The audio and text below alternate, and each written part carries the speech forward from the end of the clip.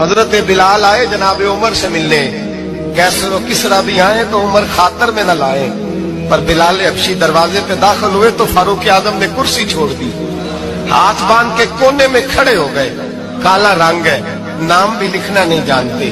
لوگ کہنے لگے عمر کون آ رہا ہے جس کے لیے تیرا اتنا استقبال ہے؟ حضرت عمر کہنے لگے چپ کر جاؤ، اس کی بات نہ کرنا، اسے آنے دو۔ حضرت سیدنا بلال آئے، کہنے لگے امیر المومنین کیا کر رہے ہو؟ فرمایا نہیں چپ کر یار، بازو پکڑا، اپنی کرسی پہ بٹھایا۔ حضرت بلال کہنے لگے حضور میں غلام ہوں، مجھے تو طریقے بھی نہیں آتے ان کرسیوں پہ بیٹھنے کے، میں تو غریب ماں کا بیٹا، غلام باپ کی اولاد، یہ آپ کیا کر رہے ہیں؟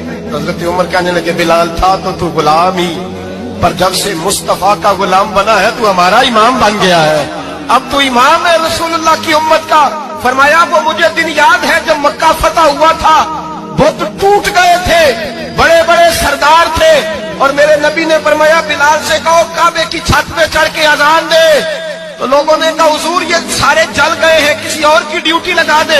حضور نے فرمایا چپ کرو، بدر میں مار کھا کے اذان پڑے تو بلال، احد میں پتھر برسے اذان پڑے تو بلال، تپتے صحراؤں میں پڑے تو بلال، ہر جگہ مار کھائے تو بلال، اور آج اگر اللہ نے عزت دی ہے تو میں لوگوں کو دیکھ کے بلال کو عزت نہ دوں؟ فرمایا کوئی اوپر نہیں چڑھے گا، ابو بکر بھی نیچے، عمر بھی نیچے، عثمان و علی، طلحہ اور زبیر بھی نیچے۔